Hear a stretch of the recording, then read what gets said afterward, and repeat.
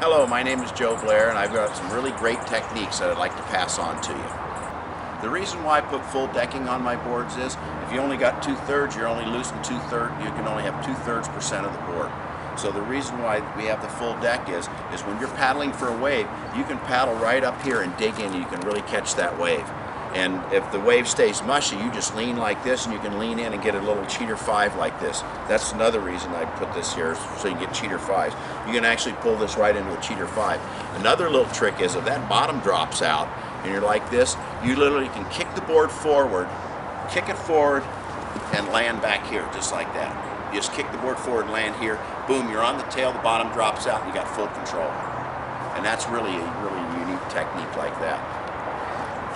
So try that thing like this. When you're paddling for a wave, you're having trouble, walk up like a longboard. Dig it up. Stand right up here on this piece right here. And then and then try that thing too. You just kick it forward and boom like this. And always keep that paddle in the water. Main thing, this is your Evinrude engine. This is your kickstand or your outrigger and something to turn off of. But always remember to keep that paddle in the water. Aloha, brah. Now we have the trickiest part of all, standing up, catching the wave. Now this is a technique that works really well. Okay, when the wave's coming along, and if you're standing like this, the board will jerk forward. So what you want to do is you want to take a step back right before the wave gets to you, and you want to keep paddling the entire time. And then it's a 3-step. This foot goes here as you're going down the face of the wave, back here. So the wave's right behind you. Take a step back, you keep paddling. Remember, keep paddling while doing this. Your foot goes here, your foot's here, and you keep paddling the whole time. You want to get back. It's a 3-step thing to get back on this board. And then this is another way to do it too. Of course, that was for goofy foot. Now if you want to do a regular foot guy, would be paddling like this, and he's going to take a step back, then his foot's here and your foot's here. It's a 3-step to get back. And you do that as you're going down the face of the wave, and you're moving back as what dictates when you're dropping in on the wave like that. And then another way to practice paddling is practice standing sideways as the waves come behind you. You practice this and you paddle like this. Now this is tricky because you got to feather your paddle a little bit to make that board go straight. This is the harder one to do, but you're already like this, and then as you drop down the face, you still want to take a couple steps back. You want to get back on these boards because you control them better, they're faster, they turn quicker. If you start dropping in on a wave and you're up a little bit too far on the board, it wants to railroad and dig its own rail, especially the longer boards. So you really got to get back on the longer boards. But that's a real dance, is catching that wave.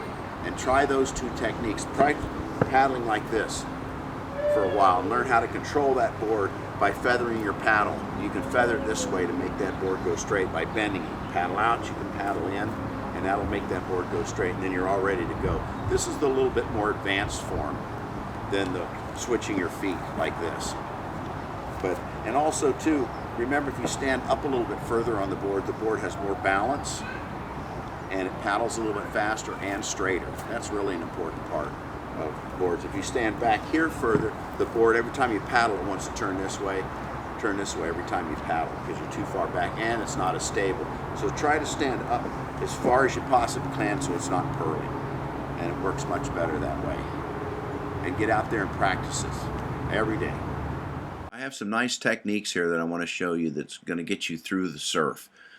And what you do is you just hop on the board in very shallow water and you paddle through the white water like this. You want to get a little speed going. The whole art of it is put the paddle in that right in the white water and then do another stroke. 1, 2. And it's a 2-stroke kickstand that gets you through there. And always just read the wave. The bigger the wave is, the little bit more power you want to go to and going through it, and also you want your strokes a little stronger. And just watch that wave. Stick the paddle in there, do it again. And you want to make sure that you hit that wave dead straight on. That's the most important thing. Hit that wave perfectly straight on. And a little bit off to the side, it's going to throw you off. The blade angle is important here. The front of the blade needs to be angled up so it skims along and does not dig in and acts like an outrigger to keep your balance. When you take off on a wave and the wave folds, you see I'm using it as an outrigger. Now you can do this one with 10 feet of white water over your head like this.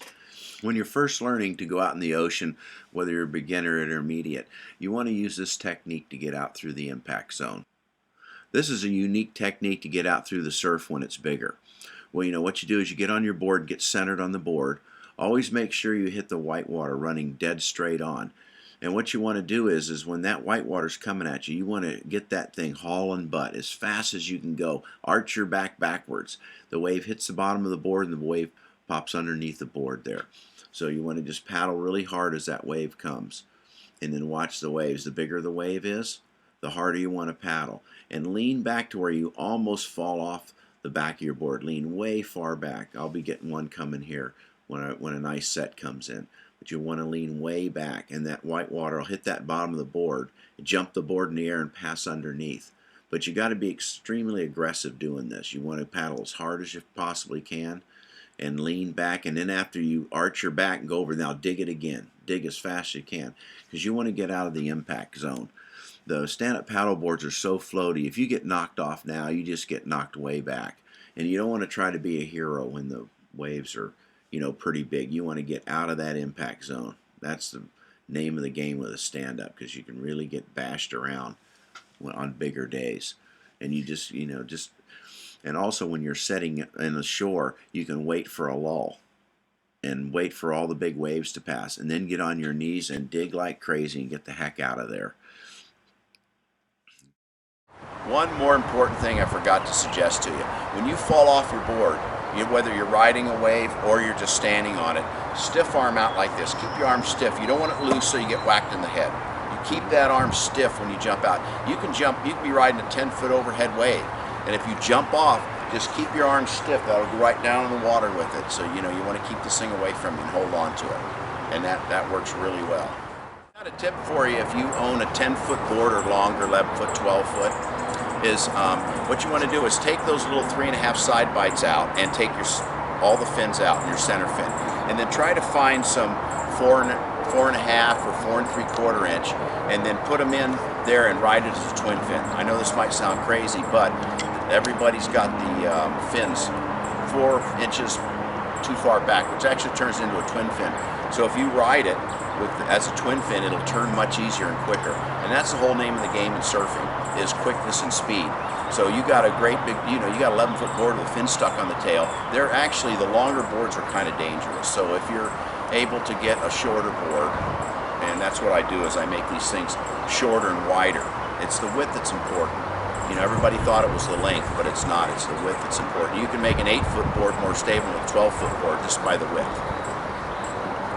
So anyway, try that, and you can just go down to your local surf shop and pick up some plastic fins and put them in, whether they're FCS or Future.